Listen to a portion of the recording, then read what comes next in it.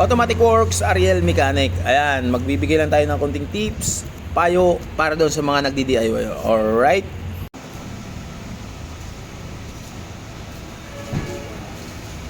Automatic Works, ito may Fusion tayo dito, Mitsubishi. Yan, bago natin marating yung crankshaft sensor, ayan, mga binaklas natin, oh. Ayan, kasi pag mga ganitong makina, pag nagpalit ka ng crankshaft sensor, nandoon po siya sa ilalim, sa baba. Hindi siya katulad ng iba, tanggalin mo lang yung plastic, makukuha mo na kaagad. Ayan, tatanggalin pa natin yung bracket ng compressor. Ayan, itong bracket ng compressor, ito tatanggalin natin buo bago natin malabas itong pinaka plastic cover ng timing belt. Ngayon, ito po yung tatanggalin natin mga boss. Ito. Ayan. Ito, yan. Crankshaft, yan, crankshaft sensor.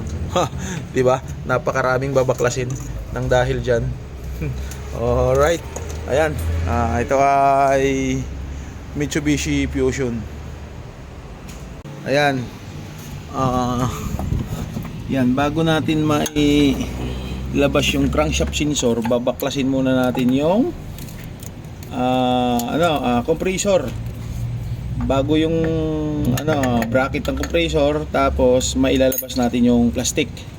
Ayun na mga boss, tanggal na natin yung bracket ng compressor. Dito yung compressor, natanggal na natin papuntang engine block. Bago natin tanggalin yung timing cover. Ayan, nabaklas natin yung plastic.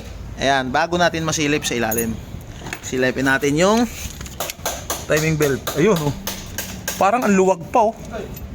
Grabe ang luwag, oh. Naku po. Andito kasi yung crankshaft sensor natin sa taas. Ayun, oh. Yan ang sensor natin. Diyan natin papalitan yung crankshaft sensor. Alright. Yun.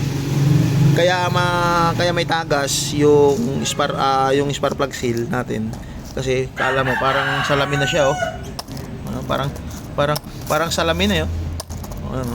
Tapos kaya nababasa ang coil ignition napunta dun sa spark plug kasi kumbaga dito nalabas sa ibabaw, kaya dito. Yan, sa ibabaw na yan. Kaya nagkakaroon dito napasok dito ang langis sa loob sa spark plug kasi dito ay spark plug.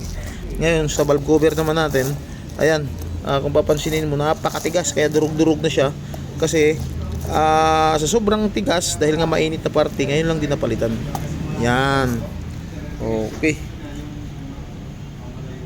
Yan, papa-start natin para lumabas dito yung langis. Kasi nung binaklas natin ang spark plug, napakaraming langis na pumasok dito. Sige, start.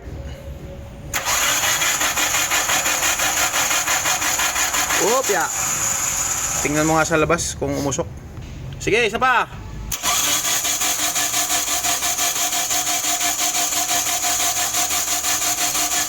Opya. Okay na yan. Nakauna yan. Sige, start. Uy, umbandar. Bandar man. Di ibig sabihin yun lang nasira. Alright. Yan, pwede na natin ngayon. Baka mo nga yan.